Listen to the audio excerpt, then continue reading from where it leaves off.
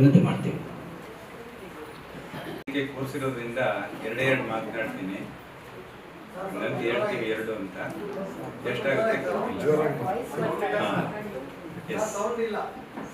ಈಗ?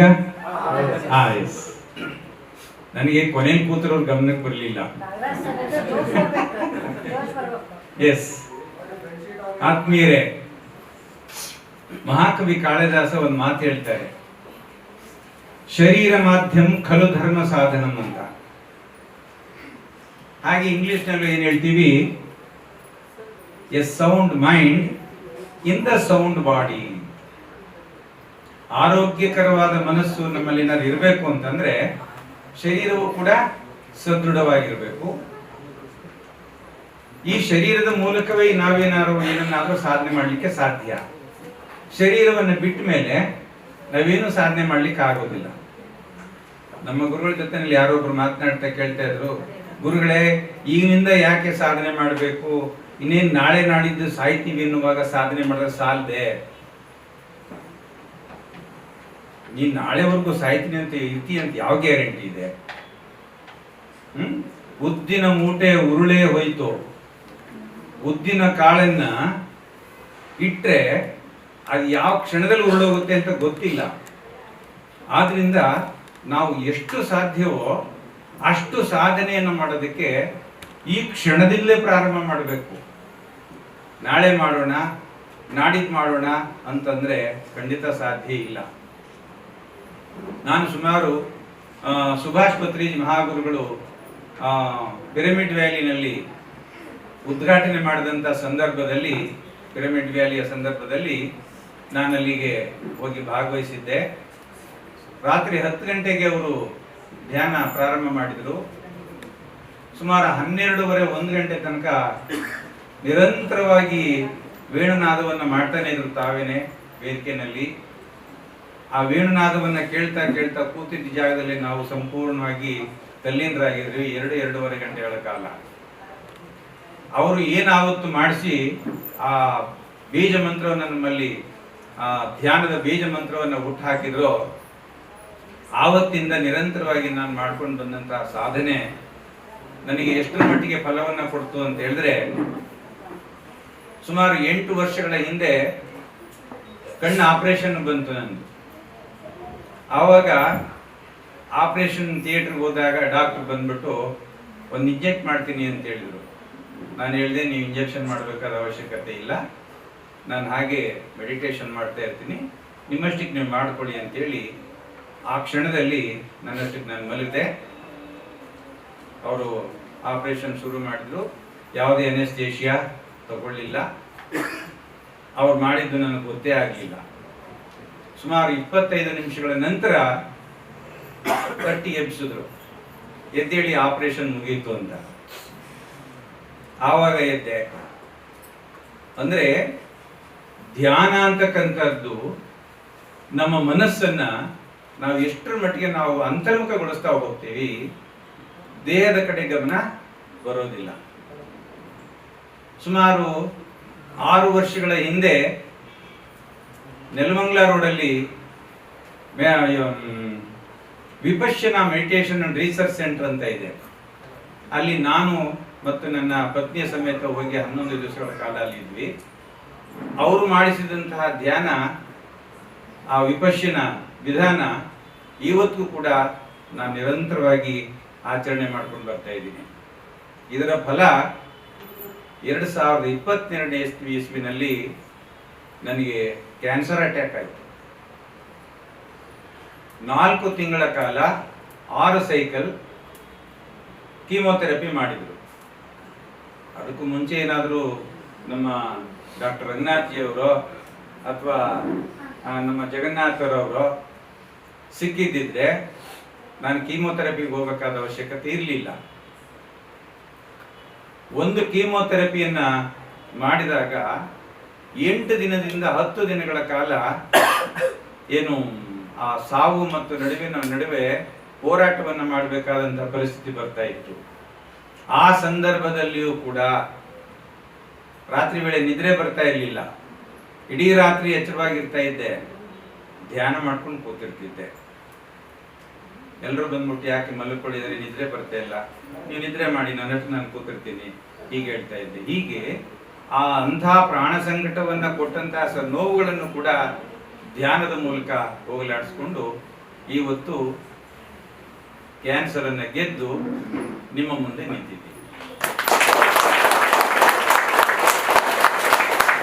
ಆದ್ರಿಂದ ಸರ್ವ ರೋಗಾನಿಕಿ ಸಾರಾಯಿ ಮದ್ದು ಅಂತ ತೆಲುಗಿನಲ್ಲಿ ಹೇಳ್ತಾರೆ, ಹೌದಾ ಸರ್? ಆದ್ರೆ ಅದನ್ನ ನಾನು ಹೇಳ್ತಾ ಇದ್ದೀನಿ, ಬದಲಾವಣೆ ಮಾಡ್ಕೋಬೇಕು. ಸರ್ವ ರೋಗಾನಿಕಿ ಧ್ಯಾನವೇ ಮದ್ದು.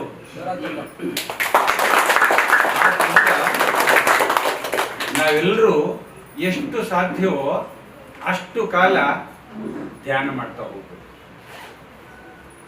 ಪತ್ರಿಜಿ ಗುರುಗಳು ಹೇಳ್ತಾ ಇರ್ತಿದ್ರು ನಮಗೆ, ಅವರ ಧ್ಯಾನ ವಿಜ್ಞಾನದ ಪುಸ್ತಕದಲ್ಲಿ ಒಬ್ಬ ಮನುಷ್ಯನಿಗೆ ಎಷ್ಟು ವಯಸ್ಸಾಗಿದೆ ಅಷ್ಟು ನಿಮಿಷಗಳ ಕಾಲ ತ್ರಿಕಾಲಗಳಲ್ಲಿ, ಇಲ್ಲ ಕನಿಷ್ಠ 2 ಕಾಲಗಳಲ್ಲಿ, ಬೆಳಿಗ್ಗೆ ಮತ್ತು ಸಂಜೆ 2 ವೇಳೆಯಲ್ಲಿ ಧ್ಯಾನ ಮಾಡಬೇಕು ಅಂತ.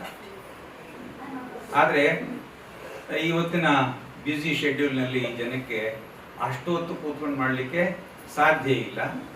ಆದ್ರಿಂದ ನಮ್ಮ ರಂಗನಾಥ್ಜಿಯವರು ಏನು ಬೆಳಗಿನ ಹೊತ್ತು 5ರಿಂದ 6-6:30 ತನಕ ಏನು ಧ್ಯಾನ ಮಾಡಿಸ್ತಾ ಇದ್ದಾರೆ, ಆ ಧ್ಯಾನದ ಕಾರ್ಯಕ್ರಮದಲ್ಲಿ ಸಾಧ್ಯವಾದಷ್ಟು ಪಾಲ್ಗೊಳ್ಳಿ.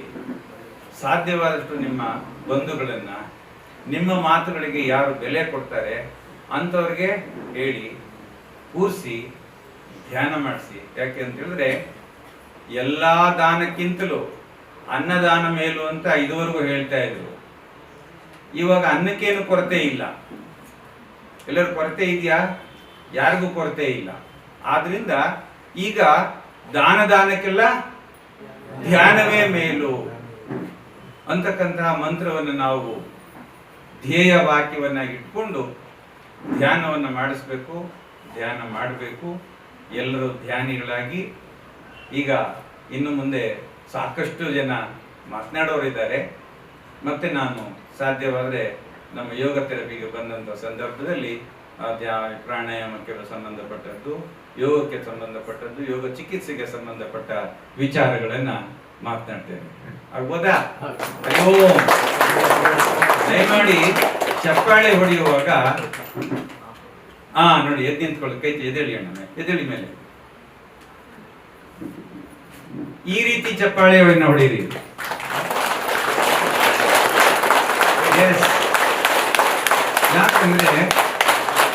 ಯಾಕಂದ್ರೆ ನೋಡಿ, ಈ ಚಪ್ಪಾಳೆ ಇದೆಯಲ್ಲ, ಇದು ರಾಜಕೀಯದವ್ರು ಹೊಡೆಯೋ ಚಪ್ಪಾಳೆ. ಇದೆಯಲ್ಲ, ಪೂರ್ಣ ಹಸ್ತಗಳ 2 ಹಸ್ತಗಳನ್ನ ಹೀಗೆ ಹೊಡೆಯೋದ್ರಿಂದ, ಪ್ರತಿನಿತ್ಯ 300 ಚಪ್ಪಾಳೆಯನ್ನ ಹೊಡೆಯೋದ್ರಿಂದ ಸಕ್ಕರೆ ಕಾಯಿಲೆ ನಿವಾರಣೆ ಆಗುತ್ತೆ. ಯಾರಿಗ್ ಬೇಕು, ಯಾರಿಗ್ ಬೇಡ? ಇಲ್ಲೇದವ್ರು ಬೇಡ, ಇರೋರಿಗೆ ಬೇಕು. ಆದ್ರೆ ಇಲ್ಲೇದವ್ರಿಗೂ ಬೇಕು. ನಾಳೆ ಬರೋದಿಲ್ಲ ಅಂತ ಯಾವ ಗ್ಯಾರಂಟಿ? ಆದ್ರಿಂದ ಚಪ್ಪಾಳೆ ಹೊಡೆಯೋದಿದ್ರೆ ದಯಮಾಡಿ ಎಲ್ಲೇ ಹೋಗ್ಲಿ ಈ ಚಪ್ಪಾಳೆಯನ್ನೇ ಹೊಡೆಯೋಣ. ಹರಿ ಓಂ.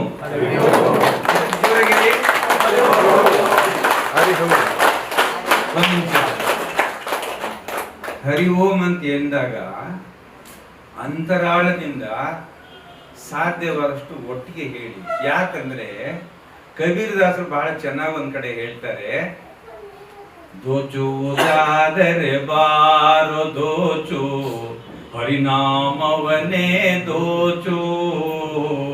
ದೋಚುವುದಾದರೆ ಬಾರೋ ದೋಚು, ಹರಿನಾಮವನೇ ದೋಚು. ಪ್ರಾಣ ಪ್ರಯಾಣದ ಕಾಲದಲ್ಲಿ ಪರಿತಪಿಸುವೆ ನೀನು ಕಬೀರ, ಪರಿತಪಿಸುವೆ ನೀನು. ಹರಿ ಓಂ. ತುಂಬಾ ಹೃದಯಪೂರ್ವಕ ಧನ್ಯವಾದ ಸರ್. ತುಂಬಾ ಯಾಕಂದ್ರೆ ಸುಮಿತ್ರರೇ, ಸೊ ನಮಗೆಲ್ಲ ಚಿರು ಪರಿಚಯ ನಮ್ಮ ನಾಗರಾಜ್ ಸರ್. ನಮ್ಮ ವೇದಿಕದಲ್ಲಿ ನಾನು ಮೊದಲನೇದಾಗಿ ಇನಿಷಿಯಲ್ ಕ್ಲಾಸಸ್ಸಲ್ಲಿ ಒಂದು ಮಂತ್ಲಿ ಬ್ಯಾಚಸ್ ಮಾಡ್ತಾ ಇದ್ದೆ. ಅವಾಗ ಸರ್ ಅಟೆಂಡ್ ಆಗ್ತಾ ಇದ್ರು.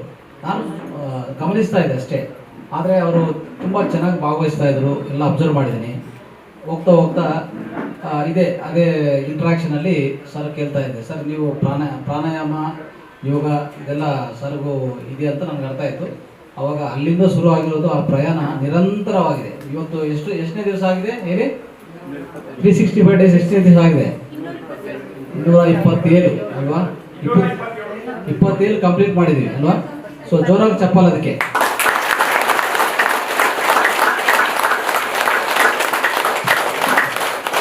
ಎಷ್ಟು ಚಪ್ಪಲ್ ಹೊಡೆದ್ರೆ ಅಷ್ಟು ಒಳ್ಳೇದು, ಅದಕ್ಕೆ ಚಪ್ಪಲ್ ಅಂತ ಹೇಳ್ತಾ ಇದೆ ಅಷ್ಟೇ.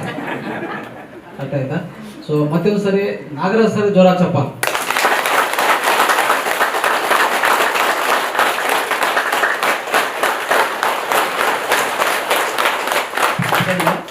ಸರ್ ಸೇವನು ನಾವು ಮರೆಯೋಕ್ಕಾಗಲ್ಲ. ನಮ್ಮ 365 ಡೇಸಲ್ಲಿ ಆದರೂ ನಮ್ಮ ಮಾತಾರ್ ಫೌಂಡೇಶನ್ ಆದರೂ ಮರೆಯೋಕ್ಕೆ ಸಾಧ್ಯ ಇಲ್ಲ. ಇನ್ನೂ ಮುಂದಿನ ಎಷ್ಟು ದಿನಗಳಿದೆ ಅಷ್ಟು ದಿನಗಳು ಸಾಗ್ತದೆ ಈ ಕಾರ್ಯಕ್ರಮ. ಅದಾದಮೇಲೆ ನಾವು ಅದೇನೋ ಸ್ಟಾಪ್ ಮಾಡೋದಿಲ್ಲ. ಆ ಕಾರ್ಯಕ್ರಮ ಒಂದು 1000 ದಿವಸ ಹೋಗ್ತದ, 2000 ದಿವಸ ಹೋಗ್ತದ, 10,000 ದಿವಸ ಹೋಗಿ ತೊಂದರೆ ಇಲ್ಲ. ಓಕೆ, ನಾವು ಇರೋವರೆಗೂ ಹೋಗಲಿ. ಓಕೆ, ಅದು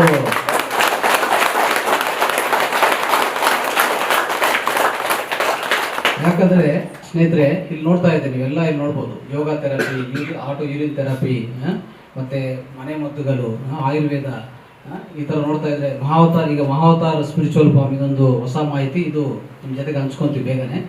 ಸೊ ಅದ್ರ ಜೊತೆಗೆ ಆಕುಪ್ರೆಷರು, ಮುದ್ರಾಸು, ಮತ್ತು ಎನರ್ಜಿ ಹೀಲಿಂಗು, ಮೆಡಿಟೇಷನು, ಧ್ಯಾನ, ಜ್ಞಾನ, ಎಷ್ಟು ಅಂಶಗಳಿದೆ ಸಮಗ್ರ ಸ್ವಾಸ್ಥ್ಯದಲ್ಲಿ. ನೀವೆಲ್ಲರೂ ನೋಡಿದ್ರೆ ಇಂಥ ಕಾರ್ಯಕ್ರಮ ಎಲ್ಲಿ ನೋಡೋಕ್ಕೆ ಸಾಧ್ಯವಿಲ್ಲ.